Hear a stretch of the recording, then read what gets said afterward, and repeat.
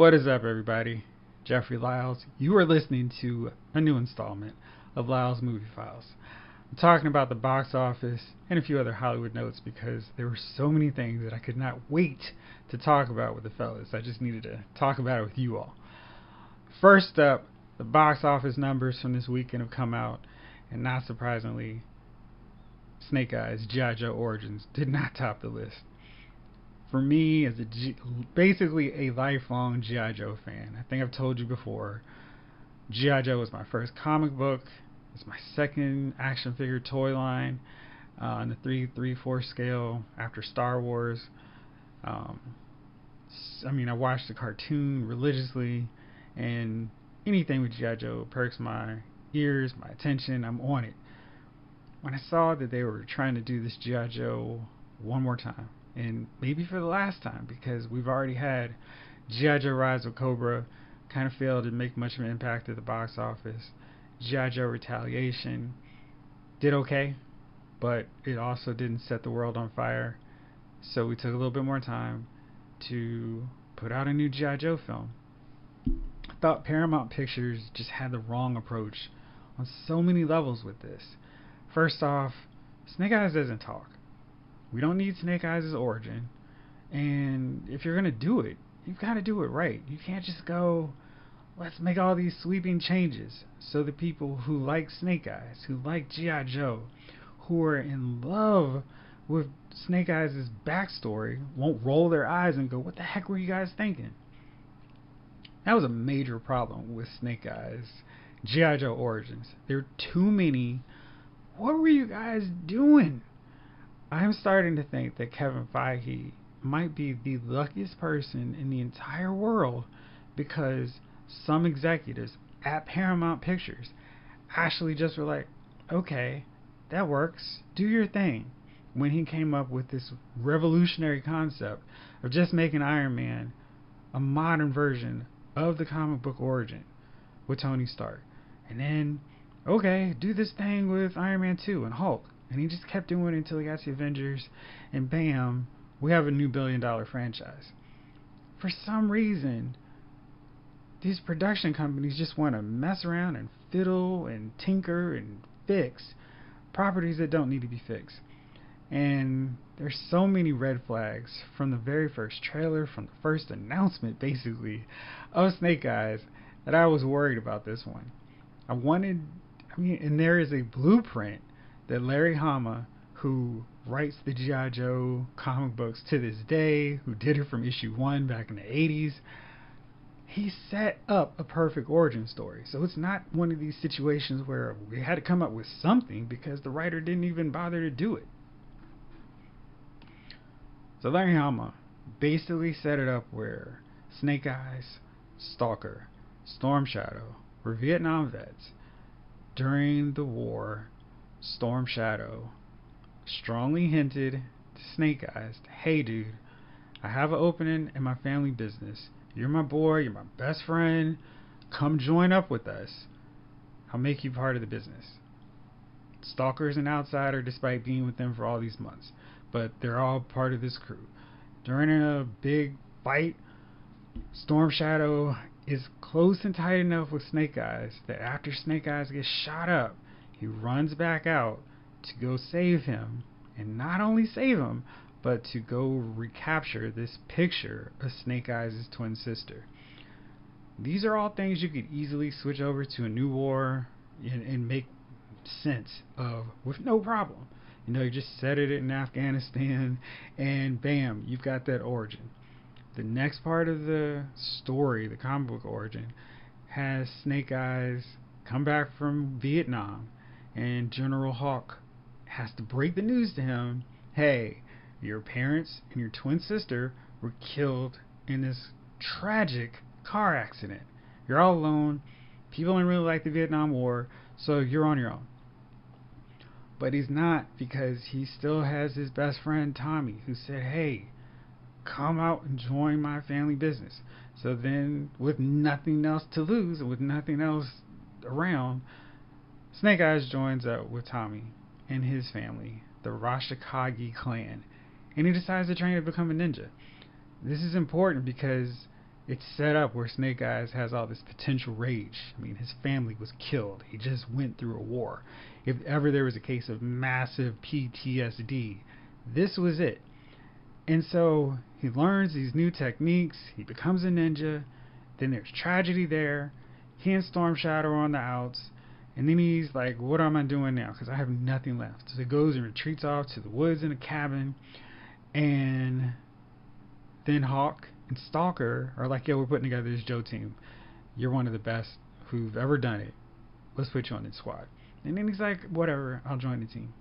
Not that long after he starts up with them, another tragedy hits him. He is trying to rescue Scarlet, who's caught in this. She's trying to escape from a helicopter. Her parachute's caught on the straps and buckles or whatever. Snake Eyes goes to rescue her. This flame shoots through the helicopter, destroys his face, ruins his vocal cords, so he can't talk anymore. So you've got all this inner turmoil, this tragedy, and a perfect origin for a movie character. And if you just do that, you've got a movie that would be really entertaining, that would make people care about Snake Eyes, and you don't really have to have him talk. The film just went the other way. Let's have Snake Eyes kind of be this bad guy who decides to name himself after what happened to his father as he gets killed. It's just a mess. And as I'm watching it, I found Storm Shadow, Andrew Koji's character, far more sympathetic, far more the hero. The plot tries to do this quick shift like a Bret Hart Steve Austin thing where, okay, now you're supposed to start rooting for Snake Eyes. And I'm like, heck no. He's in the wrong the entire time. And this quick turn that you guys do in the last 5 minutes doesn't work for me. They throw in Scarlet because, hey, we were going to tease you guys that we're going to get a G.I. Joe movie after all out of this. But the damage is way already done. And the only really cool thing about this movie is Baroness. And Ursula Corbano is the actress who plays her, if I said her name correctly. She was great. She captures everything about Baroness that the character is in the comic books, the cartoon. She just does it perfectly. I wanted to see more of her. Samara Weaving is okay as Scarlet. I think the script is one of those situations where it just hinders her way more. Her outfit looked good as Scarlet, though. She fired a crossbow, so bonus points for actually having some form iota of accuracy there. But yeah, it was just a mess, and you could see it coming. You could see this box office disappointment coming through, and maybe the death toll for G.I. Joe on the big screen. Like I said before, I don't think that this has to be the end of G.I. Joe in a live action format. I really think the future of G.I. Joe should be on a TV basis. They've already got Paramount Plus. I think that's the avenue that they should go on. Make a G.I. Joe series. Forget all this franchise building. Make it a TV show where we have a season commitment of 12, 15 episodes, and do that. G.I. Joe is a perfect property for a TV show with a studio that's willing to put in a Jack Ryan type budget onto it, or 24. I mean, there's nothing that has to be that extravagant about it. Sure, you could whip up some cool Cobra gizmos and vehicles, but you can work around it if you have to be budget conscious. I mean, you see a lot of the vehicles that the Joes operate in just in standard war movies now. So it's not like, oh wow, how are we going to afford this stuff? It's basic stuff. They can do it, they can make it work. Make it 8 episodes if it's too much for the budget. But you can make G.I. Joe work. You just have to do G.I. Joe. You just can't go, oh, let's throw up all this random stuff and just ignore it, make G.I. Joe, G.I. Joe. Because we see what happens. That is a $14 million total at the box office. You lose out to M. Night Shyamalan's latest movie. And I mean, M. Night Shyamalan is one of those directors, screenwriters who half the audience is like, yeah, he didn't have any magic anymore. I know what's going to happen. It's going to be some disappointing twist, and that's it. So if you can't beat out his movie with what should be a basic blockbuster action movie that in the summer is a no-brainer to get people to theaters, then what are you doing? So that was a big problem. And yeah, no more G.I. Joe movies seems to be the likely story now as a result of this failure to get the property right. I'm starting to feel like Kevin Feige just really benefited from people at Marvel Studios and Paramount Pictures just not screwing around and saying, let's fix everything that you come to us with this premise for Iron Man. They just let him do his thing, which is basically take the origin from 1963, modernize it for today's audiences, and back in 2008, which is kind of crazy to think a modern audience back in 2008 already, right?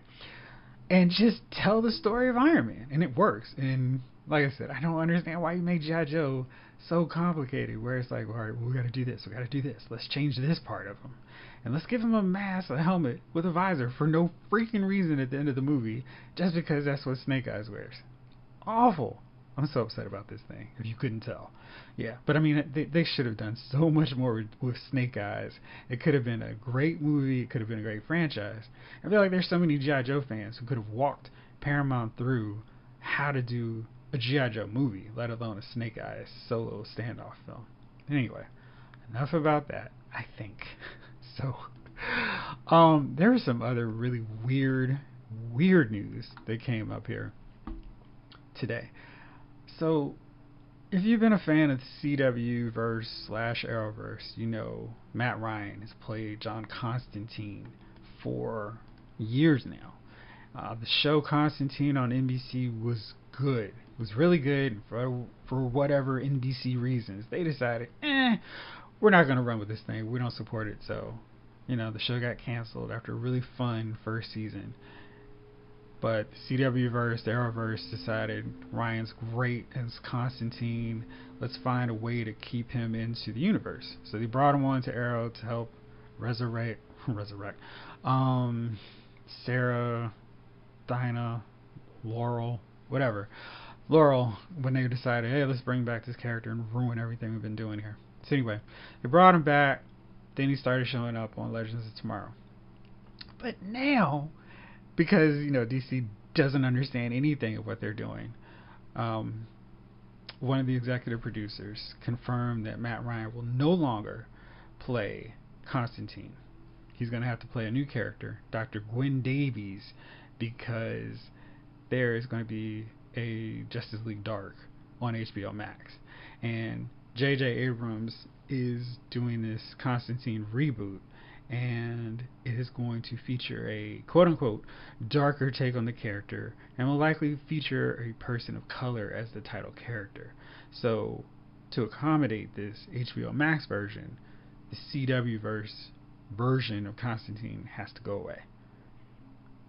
Yeah, I'm going to give you a second to think that through, because right now, at this very moment, Andy Muschietti is filming The Flash, and it is going to have Ben Affleck's version of Batman alongside Michael Keaton's version of Batman, which, if you are counting and paying attention, is two different versions of Batman in one movie. I know your head's exploding at the concept, and I can't wait till you see what happens when Marvel Studios tries this wacky concept of a multiverse and has 3 Spider-Men in the next Spider-Man film.